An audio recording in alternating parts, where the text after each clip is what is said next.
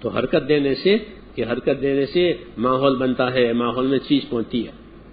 حضور صلی اللہ علیہ وسلم نے امت کو حرکت دی ہے، کہ امت اپنے دین کو لے کر حرکت میں آوے. تو حرکت میں آنے کا فائدہ کہ خود اپنے دین پر باقی رہے گی اور دوسروں کو دین مل جائے گا. جسے بیچنے والوں کو نفع ملتا ہے، وہ خریداروں کو مال ملتا ہے، پھر یہ پھرتے ہیں نا. ہاں، تو لوگوں کو مال مل جاتا ہے اور ان کو نفع ملتا ہے. ایسے ہی امت میں تو اس لیے اپنے ماحول کو دیندار بنانا یہ ذمہ داری ہے. ہاں، کہ اپنے ماحول کو دیندار بناؤ، کہ تمہارے ماحول میں گوشے گوشے میں دین کی ہوا پہنچ جائے، دین کی روشنی پہنچ جائے. اس کو مقامی کام کہتے ہیں، مقامی محنت کہتے ہیں. یہ نبیوں کی تھی. مقامی محنت نبیوں کی محنت کا نمونہ ہے کہ ان کو ایک مقام دیا جاتا تھا، یہاں کام کرو، تو وہ اس ماحول کو گرما دیتے تھے اپنی محنت سے.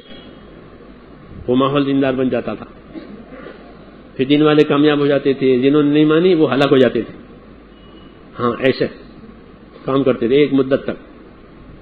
تو مقامی جو محنت ہے اس کی مشابہت نبوت کی محنت سے ہے. اور تیسری ذمہ داری پورے عالم کی ہے، پورے عالم کی، کہ پورے عالم کی ذمہ داری یہ امت کے ذمہ ہے. جیسے حضور صلی اللہ علیہ وسلم پورے عالم کے لیے ہیں، پورے عالم کے لیے. قل یا ایھا الناس انی رسول اللہ الیکم جمیعا، کہ اے نبی بتا دو، اے لوگوں، اے مسلمانوں نہیں، اے عرب نہیں، اے لوگوں. تو لوگوں میں سب آ گئے. اے لوگوں، میں تم سب کی طرف سے اللہ کا بھیجا ہوا رسول ہوں. ہاں، تو آپ کو سارے عالم کے لیے، اور امت بھی سارے عالم کے لیے. اخرجت للناس، وہ بھی للناس ہے، یہ بھی للناس ہے، ایک ہی بات. یہ امت بھی پورے عالم کے لیے، کہ نبی کی ذمہ داریوں کو سمجھے گی، سیکھے گی اور پورے عالم میں لے جائے گی. پورے عالم میں لے جانا کہ یہ بھی ہماری ذمہ داری ہے. آخری امت ہے، ان کے بعد آخری پیغام ہے. اس کے بعد کوئی امت نہیں ہے، جیسے اس کے بعد کوئی نبی نہیں ہے. اس امت کے بعد کوئی امت نہیں، اور ان کے نبی کے بعد کوئی نبی اپنی دعوت لے کر نہیں آئے گا. ہاں، تو یہ آخری ذمہ داری ہماری پورے عالم کی، کہ پورے عالم میں اللہ کی بات چلے. یہ تیسری ذمہ داری ہے. ہاں، اور یہ بڑی ذمہ داری ہے. یہ ایسی ذمہ داری ہے کہ اگر عالمی حساب سے کام ہوا تو مقامی کام کو بھی سایہ ملے گا، اور مقامی کام ہوا تو شخصی زندگی کو بھی سایہ ملے گا. جیسے عالمی تجارت چلتی ہے، عالمی تجارت ہے نا، بین الاقوامی انٹرنیشنل تجارت، تو اسے سارے شہروں میں مال آتا ہے، سارے شہروں میں مال جاتا ہے، ہر قسم کا مال. کیوں کہ انٹرنیشنل تجارت کے دروازے کھلے ہیں. اور جب سارے شہروں میں ہر قسم کا مال آئے گا تو ہر آدمی کی ذاتی ضرورت پوری ہو جائے گی.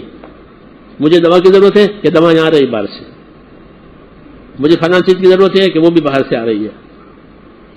کیوں؟ تجارت دروازے کھل دیے. تو یہ کام تجارت کی طرح سے ہے. اگر تجارت عالمی پیمانے پر کھلی ہوئی ہے تو ہر شہر میں ہر چیز جا سکتی ہے، اور ہر آدمی کو اپنی ضرورت کی ہر چیز مل سکتی ہے. اس لیے اوپر کا درجہ ہے ختم نبوت والی محنت کا. یہ محنت چالو کرو کہ ہر جگہ پورے عالم بات جائے. تو اس کے نیچے جو مقام کی محنت ہے وہ بھی ہو جائے گی، کیونکہ وہاں کام سیکھ کرائیں گے، اپنے مقام پر کریں گے، اپنے مقام پر کام کریں گے. تو ہر آدمی کی ذاتی زندگی میں دین آنے کا امکان ہو گیا، کیونکہ وہ ہر آدمی میں محنت کریں گے اپنے مقام پر. یہ ترتیب ہے. تو میں انڈونیشیا گیا تو ان کو اشکال تھا کہ ہندوستان میں اسلام پھیل گیا تو یہاں چلے آئے. ہاں، ہوتا ہے نا. پہلی جماعت تھی میری وہ سماٹرا میں 1972 میں، 38 سال ہو گئے. تو ہم نے ان کو بٹھا کے یہ بات سمجھائی تھی، یہی کہ ختم نبوت کے طرز پر کام کرو گے عالمی تو اس کے نیچے مقامی تقاضے پورے ہوں گے، اور مقامی تقاضے پورے ہو تو شخصی زندگی دیندار ہو جائے گی. پھر تاجر میں تجارت کا دین آئے گا، مزدور میں مزدوری کا دین آئے گا، مالدار میں مالداری کا دین آئے گا. کیوں کہ مقام پر محنت ہو رہی ہے تو ہر ایک کو اپنے ملے گی. جیسے باہر سے چیزیں آتی ہیں تو ہر ایک کو اپنی ضرورت کی چیز مل جاتی ہے، اور تجارت بند ہو جائے تو پھر شارٹیج ہوگا. کہ باہر سے مال کی آمد بند ہے تو کیا ہو جائے گا؟ کہنے کا شارٹیج، اب چیزیں مہنگی ہو جائے گی، ہر ایک کو نہیں ملے گی، خاص خاص لوگوں کو ملے گی کیونکہ پاس پیسے ہے. ایسے جب یہ محنت بند ہو جائے گی تو خاص خاص لوگوں کی دینداری رہ جائے گی اور عوام بے دین ہو جائیں گے. جیسے عوام کلاش ہو جاتے ہیں، غریب ہو جاتے ہیں. یہ عام لوگوں بے دین ہو جائیں گے. کیوں کہ وہ جو 87 سے اوپر کی اس سے کام بند ہو گیا. ختم نبوت، یہ ختم تقاضا یہ ہے کہ سارے عالم کی فکر کر کے سارے عالم میں دین لے جاؤ اپنی جان مال سے.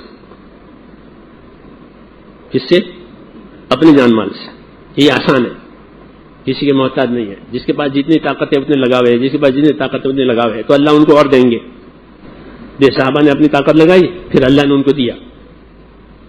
پہلے فقیری آئی، محتاجی آئی، بھوک آئی، پھر وہ بھوک ختم ہو گئی، پھر بہت دیا.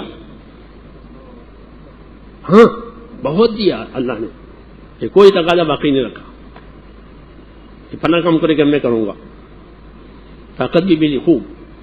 ایسے ہی کہ خرچ کرو اللہ تم پر خرچ کرے گا. حضور فرماتے تھے تم لگاؤ اللہ تم پر لگاوے گا. ہاں تو یہ ہے ہماری ترتیب کہ عالمی سطح پر فکر کریں تاکہ ہر گوشے میں نور پہنچ جائے. یہ اصل ہے. حضور صلی اللہ علیہ وسلم کا منصب ہے، یہ پورے عالم کی فکر کرنا، پوری امت کی فکر کرنا. حضور نے قربانی کی بھی بکری کی دی تو پوری امت کو ثواب پہنچائے اس کا کہ یہ بکرا جو ہے یہ میری امت کے لیے. 2 بکرے ذبح کیے، 2 مینڈے حدیثوں میں. 1 مینڈا ذبح کر کے کہ یا اللہ یہ کس کے لیے؟ میری امت کے لیے. تو ہمارے پاس حضور کے مینڈے کا ثواب ہے. ہاں آپ نے ہمارے لیے 1 مینڈا قربان کیا پوری امت کے لیے، ہے نا؟ حدیثوں میں پڑھنا، علماء سے پوچھو. ہاں تو آپ کی قربانی کا ثواب ہمارے پاس ہے. جی ہاں ہم امت میں ہیں. ایسے آپ کا کام کہ وہ ہر امتی کے ذمہ ہے. خوش نصیب ہے جو اس سطح پر اپنے جان مال کو سوچے کہ اللہ دے گا. اور جو اللہ دے، نبی کی سنت یہ تھی کہ امت کا مال امت کے لیے. حضور کے پاس آتی تھی نا، بہت چیزیں آتی تھی تو وہ کہاں جاتی تھی؟ تو امت پر لگا دیتے تھے. یہ نبی کی سنت تھی کہ امت کا مال. آپ کے پاس ہدیے آتے تھے، نذرانے آتے تھے، ہاں بہت بہت چیزیں آتی تھی. جی ہاں جب آپ کی شان ظاہر ہو گئی پھر بہت بہت دنیا آتی تھی. تو کس کو دیتے تھے؟ عائشہ کو. چلا الماری میں رکھ دو یہ چابی کہ نا. ہاں بلکہ ایک دفعہ عائشہ کو 7 دینار دیے تھے بیماری میں کہ اس کو کسی کو دے دینا، وہ آپ کی بیماری کی وجہ سے دے نہیں سکی. پھر تقاضا ہوا کہ عائشہ وہ دیناروں کو کیا ہوا کہ یا رسول اللہ آپ کی بیماری کی وجہ سے دے نہیں سکی، کیونکہ دے دو. میں اللہ کے پاس یہ حال میں جانا نہیں چاہتا کہ میرے گھر میں دینار ہو. امت کا مال امت کے لیے، امت پر لگایا، اللہ کے بندوں پر لگایا. یہ سنت پیغمبر ہے. اس کو ایثار کہتے ہیں. کیا کہتے ہیں؟ ایثار. کہ اپنی ضرورت نہیں دیکھی دوسروں کی دیکھی، اس کو ایثار کہتے ہیں. کہ ایثار سے کام پھیلا ہے، ایثار سے دین پھیلا ہے، ایثار سے لوگ اپنے بنے ہیں. ان کو احسان کیا ہے اور ان سے کچھ نہیں مانگا، اس لیے محبت ہو گئی. تو ہم اپنی جان مال لگاویں گے نا تو لوگ ہم سے محبت کریں گے. پکی بات ہے. دیکھ لینا کہ جہاں جان مال لگاؤ گے وہ آپ سے محبت کریں گے، جہاں جان مال لگا وہ آپ سے محبت کریں گے. ہاں اس لیے اپنا جان مال لے کر کے پورے عالم کے حساب سے کام کرنا. تو پورے عالم پر ہدایت بھی آئے گی، پورے عالم پر مدد بھی آئے گی اللہ کی، کہ اللہ کے وعدے ہیں. ہاں اس لیے اپنے کام کو اچھی طرح سمجھنا، گہری نظر سے سمجھنا، تاکہ ہم متاثر نہ ہوں اور اپنا کام کریں. اپنی ذاتی زندگی بھی زنداری بنے، ہمارا ماحول بھی زنداری بنے، اور سارے عالم میں بھی یہ جاوے کہ حضور صلی اللہ علیہ وسلم کی دعوت اور نبوت کہ وہ تو بارش کی طرح سے ہے. بارش کی سب کو ضرورت ہے، کوئی بغیر بارش کے زندہ نہیں رہ سکتا ہے. ہاں اللہ تعالیٰ ضابطے سے بارش برساتے ہیں، ہر سال بارش ہوتی ہے، اس لیے بغیر زندہ نہیں رہیں گے. ایسے ہی آپ نے فرمایا میری دعوت، میری نبوت یہ بارش کی طرح سے ہے. سب کی ضرورت کی چیز ہے، لیکن بعضوں کو ضرورت کا پتہ نہیں ہے. اس لیے ان کو پتہ کرنا اور ان کو اس کے لیے طلبگار بنانا، یہ دعوت کی غرض ہے کہ لوگ دین کے طلبگار بنے، پھر وہ دین لیں گے. ہاں پھر وہ دین حاصل کرنے کی تدبیریں کریں گے. جیسے ایڈورٹائز والے ہیں نا، اپنے ایڈورٹائز سے لوگوں کے دلوں میں اس کی طلب پیدا کراتے ہیں. پھر وہ خود خریدیں گے، ادھر بھی خریدیں گے، قسطوں پر خریدیں گے، سود سے خریدیں گے، کیونکہ طلب ہو گئی، اب وہ مجبور ہیں. ایسے امت میں دین کی طلب پیدا کراؤ تو امت خود دین تلاش کرے گی. ہاں اللہ نے ان میں صلاحیت رکھی ہے، چاہے ہمارے اندر اہلیت نہ ہو تو بھی کام کرو. مولانا الیاس صاحب فرمایا تمہارے اندر اہلیت نہیں ہے کام کرنے کی تو بھی کام کرو.